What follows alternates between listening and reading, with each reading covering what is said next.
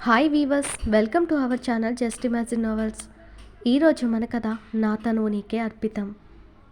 Episode 13. Vanaja కోపంగా lucky చేతిని పట్టి ముందుకు లాగి, చూడవే చూడు, నువ్వు హద్దులు దాటి తప్పు చేసినా అల్లుడు నీ నొక్క దెబ్బ వేసినందుకు నీ తప్పుతో సమానంగా భావించి తనే తప్పు చేశానని ఒప్పుకుంటున్నాడు. అలాంటి మంచివాడిని భర్తని చూడకుండా నోటికొచ్చినట్టు అలా మాట్లాడడానికి నీకు మనసు ఎలా ఒప్పిందే అని కోపంగా తిట్టింది వనజ. వేణు వనజని చూస్తూ, అది చేసిన తప్పుకు అల్లుడు కాళ్ళు పట్టుకుని క్షమాపణ చెప్పమను. ఇకపై బుద్ధిగా ఉండేలా నీ కూతురికి నువ్వే బుద్ధులు నేర్పు అన్నాడు కోపంగా వేణు. వనజ కోపంగా లక్కీని చరణ్ ముందుకు తోస్తూ, అల్లుడు గారికి క్షమాపణ చెప్పవే అంటూ ఆర్డర్ వేసింది కూతురికి. వనజ చిన్నగా తోసిన నీరసంతో ఉన్న లక్కీ తూలిపడబోయింది. కానీ చరణ్ ఆమెని పడనీయకుండా పట్టుకుని తనకు మాత్రమే వినపడేలా, ఎలా ఉంది బేబీ మన పర్ఫార్మెన్స్ అని కన్నింగా అడిగిన చరణ్ వనజ వైపు చూసి, అయ్యో అత్తయ్య, తనను అలా తొయ్యకండి, అసలే తను నీరసంగా ఉంది అంటూ జాలి ప్రదర్శించాడు. తనని పట్టుకున్న చరణ్ టచ్ని లక్కీ కొల్లంతా తేళ్ళు చెర్రలు పాకినంత అసహ్యంగా అనిపించి విసురుగా అతని చేతిని విదిలించి కొట్టింది, చప్పట్లు కొడుతూ. మీ అందరి నటన సూపర్, నటించడంలో ఎవరూ తగ్గడం లేదు కదూ, మీ అందరిలో వీడు మరీ హైలైట్ పర్ఫార్మెన్స్ ఇస్తున్నాడు అంటూ చరణ్ని చూసి అంటుంటే ఆమె వైపు కోపంగా చూశాడు చరణ్. కానీ వాడి చూపులు లెక్క చేయకుండా వేణు ముందుకు వెళ్ళిన లక్కీ, నేనే తప్పు చేయలేదని చెప్పను, కానీ ఏది నేను కావాలని చేయలేదు, వీడు అంటూ చరణ్ని చూపించి, వీడేం చెప్పాడో నాకు తెలీదు, కానీ అందుకు మీ అందరికీ సంజాయిషీలు ఇచ్చి వీడికి క్షమాపణ చెప్పి గతులేని దానిలా వీడి కాళ్ళ దగ్గర పడుండాలని నేను అనుకోవడం లేదు, దానికంటే చావు 100 రెట్లు బెటర్ అని చెప్పిన లక్కీ తన తల్లిదండ్రుల వైపు విరక్తిగా చూసి, కన్న కూతురి సంతోషం కోసం ఏనాడు ఆలోచించకుండా సమాజంలో పరువు పోకూడదనుకునే మీలాంటి వాళ్ళకి తన కన్న బిడ్డ మీద నమ్మకం, తన పెంపకం మీద నమ్మకం ఉండదు. ఇప్పుడు మీ పంచన చేరితే నాకు నేను నా ఆత్మాభిమానాన్ని చంపుకున్నట్టే. ఇక వీడు మీ దృష్టిలో ఉత్తముడు కదా అంటూ చరణ్ని అసహ్యంగా చూస్తూ, వీడికి నేను చెడిపోయిన దాన్నని తెలిసినప్పుడు నాకు దూరంగా ఉండాలి, లేదా మీకు అప్పగించేసి ఉండాలి, కానీ వీడు మృగం కంటే హీనంగా నన్ను రాత్రి పగలు అని తేడా లేకుండా వాడి పశువాంఛ తీర్చుకున్నాడు. ఒక సైకోలా, సెక్స్ పర్వర్ట్ల భార్య ఇష్టాలతో పని లేకుండా మృగంలా మీద పడి కోరిక తీర్చుకునే ఇలాంటి పశువుతో ఒక్క క్షణం కూడా కలిసి ఉండను. నేను ఇక్కడి నుండి వెళ్లే ముందు మీకు చెప్పాల్సినవి చెప్పే వెళ్తాను అని ఆవేశంగా చెప్పింది లక్కీ. ఆమె అలా ధైర్యంగా అందరితో మాట్లాడుతుంటే చరణ్కు చెమటలు పట్టేశాయి.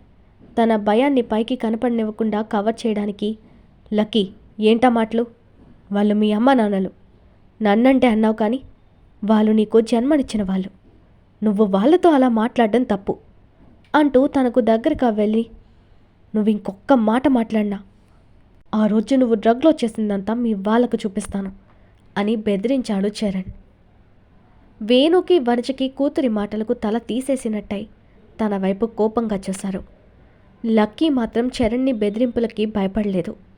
వాడిని అసహ్యంగా చూస్తూ తన బట్టలు ఉన్న కబోర్డ్ దగ్గరికి వెళ్ళి తన పెళ్ళికి తన పేరెంట్స్ ఇచ్చిన బంగారం, అలాగే తన ఒంటి మీదున్న నగలన్నీ ముక్కు పుడకతో సహా తీసేసి ఒక క్లాత్లో వేసి మూట కట్టి వనజ చేతిని లాగి ఆవిడ చేతిలో ఆ మూటని పెట్టి, ఇవి మీ కష్టార్జితం, తీసుకోండి, నాకు ప్రాణం పోశారు, అందుకు నేను ఏమీ ఇవ్వలేనేమో, కానీ అందుకు బదులుగా చిన్నప్పటి నుండి నా చిన్న చిన్న సంతోషాలని కూడా మీ పరువు కోసం త్యాగం చేశాను. అది చాలదని వీడితో నా జీవితాన్ని ముడేసి నా లైఫ్లోని సంతోషాలని మీ సంతోషం కోసం బలి తీసుకున్నారు. ఇక్కడితో మీ రుణం నుండి నన్ను విముక్తురాలిని చేశారు. ఇక మీకు నాకు ఏ సంబంధం లేదు.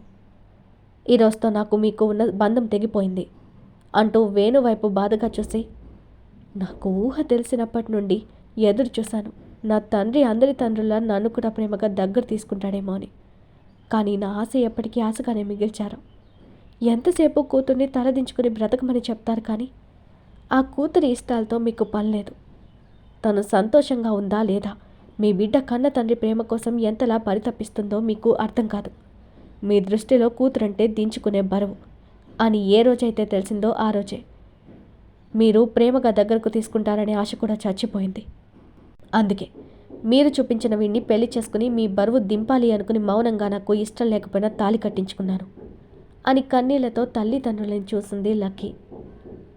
ఓహో, నీకు నేను ప్రేమగా మాట్లాడకపోతే నాకు ప్రేమ లేదు కదూ. నాకు ప్రేమ లేకపోతే నువ్వు అడగకుండానే నీకు ఏ లోటు లేకుండా అన్నీ తెచ్చిపెట్టాను, అది కనపడలేదు. నీ లైఫ్ బాగుండాలని మంచి స్కూల్ మంచి కాలేజీలో చదివించింది ప్రేమ లేకే కదా. నిన్ను బరువు అనుకోలేదు, బాధ్యత అనుకున్నాను.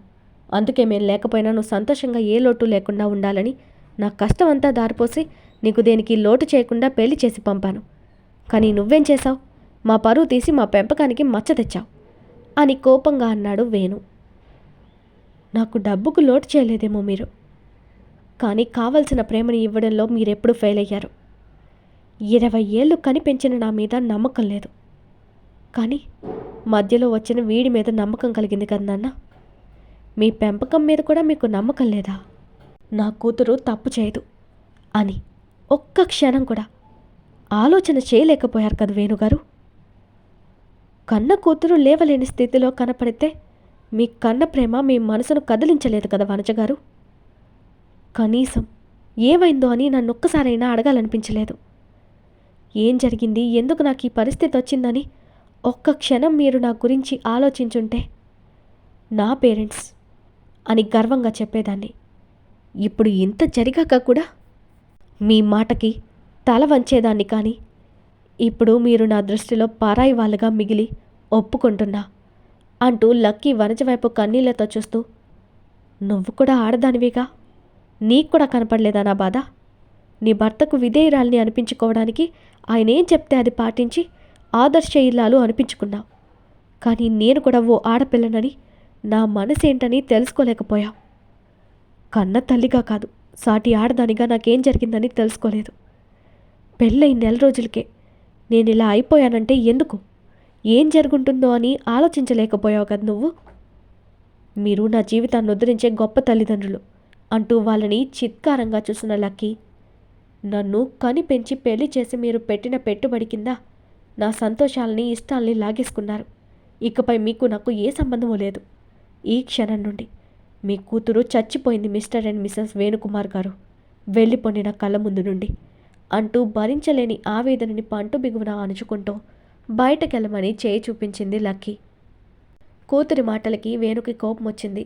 ఏంటే వాగుతున్నావు? నువ్వు పనికిమాలిన పనులు చేసి మా పరువు తీసిందే కాక మమ్మల్ని అంటున్నావు. నువ్వే తప్పటడుగు వేయకూడదనే నీకు పెళ్లి చేసి పంపాలనుకున్నాం. కానీ నిన్ను ఎంత కట్టుదిట్టంగా పెంచినా నీ పరువు నువ్వే దిగచార్చుకున్నావు కదే పాపాత్మురాలా అన్నాడు వేణు. లక్కీ వేణు వైపు విరక్తిగా చూస్తూ, ఏదండి తప్పు? నేను చేసిన ఆ తప్పు నా దృష్టిలో తప్పు కాదు. నాకే తెలియని విచిత్ర పరిస్థితుల్లో పెళ్లి కాకుండానే ఓ అబ్బాయితో ఉండడం మీ దృష్టిలో తప్పేమో. కానీ నా వరకు అది అతడితో నేను గడిపిన మధురమైన క్షణాలు. అవే నా జీవితంలో అత్యంత అరుదైన మర్చిపోలేని క్షణాలు. నా ప్రేమకి గుర్తులు. నేను అతన్ని ప్రేమించాను, కానీ మీ నిర్ణయానికి తల వంచి నా ప్రేమను నా మనసులోనే సమాధి చేసుకున్నాను. మీకు నా గురించి ఈ సో కాల్డ్ మీ అల్లుడు ఏం చెప్పాడో ఏం చూపించాడో కానీ ఆ రోజు మా మధ్య జరిగింది మేం కావాలని చేసింది కాదు. ఒక్క వెధవ మాకు తెలియకుండా మాకు డ్రగ్ ఇవ్వడంతో ఇద్దరం తప్పట అడిగేశాం. ఆ విషయం తెలిసి వీడు నన్ను నెల రోజులుగా నరకం చూపిస్తున్నాడు. నేను చెడిపోయిన ఆడదాన్నైతే వీడు తమ్ముడా? వీడికి లేని అలవాటు లేదు. వీడికి నేనేమీ మొదట ఆడదాన్ని కాను. మరి వీడిని నాకు కట్టబెట్టిన మీరు సమాధానం చెప్పగలరా నాకు అని కన్నీళ్లతో తండ్రిని నిలదీసింది లక్కీ. తప్పు చేసిన ప్రతి ఒక్కరూ తమ తప్పును ఏదో రకంగా సమర్థించుకోవాలని చూస్తారు. నువ్వు కూడా అదే చేస్తున్నావు అన్నాడు వేణు. ఆ మాటకు బుజ్జి విరక్తిగా నవ్వి, మీకు నిజాలు కనపడవని అర్థమైంది. మీకు సంజాయిషి ఇచ్చుకోవాల్సిన అవసరం నాకు కూడా లేదు అంటూ చరణ్ వైపు అసహ్యంగా చూస్తూ అతడు కట్టిన తాళిని పట్టుకుని తన బలమంతా ఉపయోగించి తెంపి అతడి మొహాన కొట్టి, ఈ క్షణం నుండి నీకు నాకు ఏ సంబంధం లేదు. నీలాంటి మృగానికి బానిసగా బ్రతకడం కంటే ఎవ్వరూ లేని అనాథగా బ్రతకడం ఎంతో నయం. మళ్ళీ నీకు నాకు మధ్య బంధం ఉందంటూ నువ్వు నా జీవితంలోకి రాకుండా ఇదిగో అంటూ లక్కీ ఒక ఖాళీ పేపర్ తీసుకుని అతడితో తను శాశ్వతంగా విడిపోతున్నట్టు రాసి సంతకం పెట్టి చరణ్ మొహం మీద విసిరికొట్టి కట్టుబట్టలతో ఆ ఇంటి నుండి తన పేరెంట్స్ నుండి ఒంటరిగా బయటకు నడిచిందామె. చరణ్ లక్కీని ఆపాలని చూస్తే అతడి తల్లిదండ్రులు అతన్ని ఆపేస్తూ, ఆ చెడిపోయిన దాంతో నీకెందుకురా, పోతే పోనివ్వు అన్నారు. వేణు వనజ కూడా అక్కడ ఉండలేక వాళ్ళకి క్షమాపణ చెప్పి బయటకు నడిచారు. చరణ్కి లక్కీని బయటకు పంపాలని లేదు. ఆమె పొగరు అణిచి తన కాళ్ళ దగ్గర పడి ఉండేలా చేసుకోవాలని ప్లాన్ చేశాడు. కానీ తన ప్లాన్ రివర్స్ అయి బుజ్జి అతడి నుండి శాశ్వతంగా దూరం అయిపోయింది. రోడ్ మీద నడిచి వెళ్తున్న లక్కీకి ఎటు వెళ్లాలో ఏం చేయాలో అర్థం కాలేదు. అలా వెళ్తున్న తనకు కళ్ళు తిరుగుతున్నట్టుగా అనిపించింది. అదే దారిలో ఓ గుడి కనపడగానే లోపలికి వెళ్ళిన లక్కీ కాస్త నీడగా ఉన్న చోట కూర్చుని తిరుగుతున్న తలని పట్టుకుంది. అప్పుడే ఒక నడివయసు ఆమె గుడిలో పూజ ముగించుకుని బయటకొచ్చి లక్కీ పక్కన కూర్చుని, భగవంతుడా, నా బిడ్డకు నయమయ్యేలా చూడు, నీకు నిలువు దోపిడీ ఇచ్చుకుంటాను అంటూ గోపురం చుట్టూ తిరుగుతూ మొక్కుకుంది ఆవిడ. లక్కీకి కళ్ళు తిరగడం ఎక్కువై మెల్లగా స్పృహ తప్పి అలాగే ఒరిగిపోయింది. ఆవిడ లక్కీ వైపు చూసి అయ్యో అంటూ లక్కీని లేపి సరిగ్గా కూర్చోపెట్టుకుని మరొక ఆవిడని నీళ్లు తెమ్మని పంపింది. లక్కీ మొహాన్ని వాటర్తో తడిపి తన చీర కొంగుతో తడి తుడుస్తూ లక్కీ ఫేస్ చూసి, చూడటానికి కుందనపు బొమ్మలా ఉంది, పాపం ఏమైందో అనుకుంటూ లక్కీ చెంప మీద చిన్నగా తట్టి లేపిన లక్కీ కదలకపోవడంతో పూజారిని అడిగి కొబ్బరి నీళ్ళు తీసుకొచ్చి తనకి తాగించింది. ఆమె లక్కీ తలని ఒళ్ళో పెట్టుకుని తన తల నిమురుతూ ఉండగా లక్కీ కాస్త కదలడంతో లేపి కూర్చోబెట్టిన ఆమె, ఎవరమ్మా నువ్వు, ఏమైంది నీకు అని లాలనగా అడిగిందావిడ. లక్కీ కాస్త తేరుకుని సరిగ్గా కూర్చుంటూ, సారీ ఆంటీ, మిమ్మల్ని ఇబ్బంది పెట్టానా, ఎందుకో తెలీదు కళ్ళు తిరిగాయి, ఇప్పుడు పర్వాలేదు, థ్యాంక్స్ హెల్ప్ చేసినందుకు ఆంటీ అని కృతజ్ఞతలుగా చెప్పింది లక్కీ. పర్వాలేదులే అమ్మాయి, సాటి మనిషికి సాయం చేయకపోతే మనం మనుషులు ఎలా అవుతాము, నీకు పెళ్ళయిందా అమ్మాయి అని అనుమానంగా అడిగింది ఆవిడ. లక్కీకి ఆవిడికి అబద్ధం చెప్పాలనిపించలేదు. కన్నీళ్లతో అయింది కానీ అంటూ ఆపేసి వెక్కిళ్ళు పెట్టింది. ఆమె బాధ చూసి జాలి కలిగింది ఆవిడికి. లక్కీని హత్తుకుని తన వెన్ను నిమురుతూ, ఏడోకు తల్లి, నీ పరిస్థితి చూడగానే నా మనసు కనిపించిందేదో జరిగిందని. మనిషికి కష్టాలేవి రాకుంటే తనలోని శక్తి సామర్థ్యాలు బయటపడవంటారు.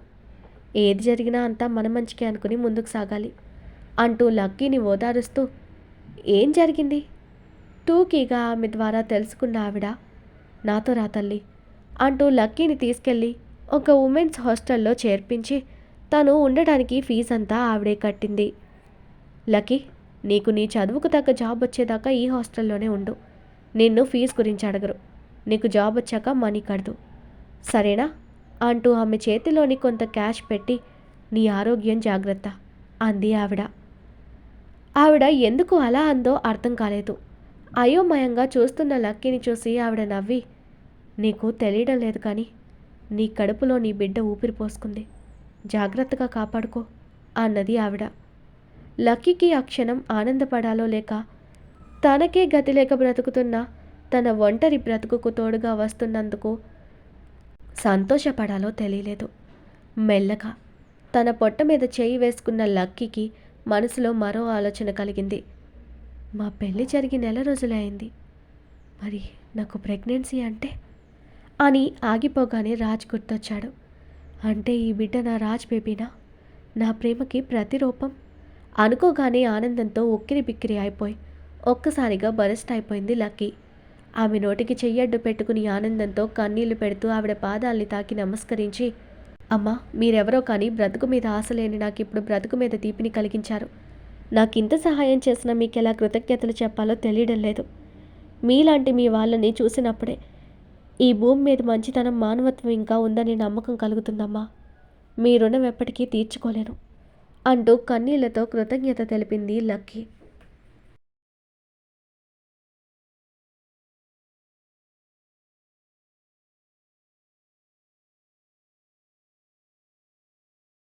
కథ ఇక్కడితో కంప్లీట్ అయింది. ఈ స్టోరీ మీకు నచ్చినట్టయితే ప్లీజ్ స్టోరీని లైక్ చేసి కామెంట్ రూపంలో మీ అభిప్రాయాన్ని తెలియచేయండి. అలాగే ఛానల్ని సబ్స్క్రైబ్ చేసుకుని షేర్ చేసి మాకు సపోర్ట్ చేయండి. నెక్స్ట్ అప్డేట్తో మళ్ళీ కలుద్దాం. అంతవరకు బాయ్.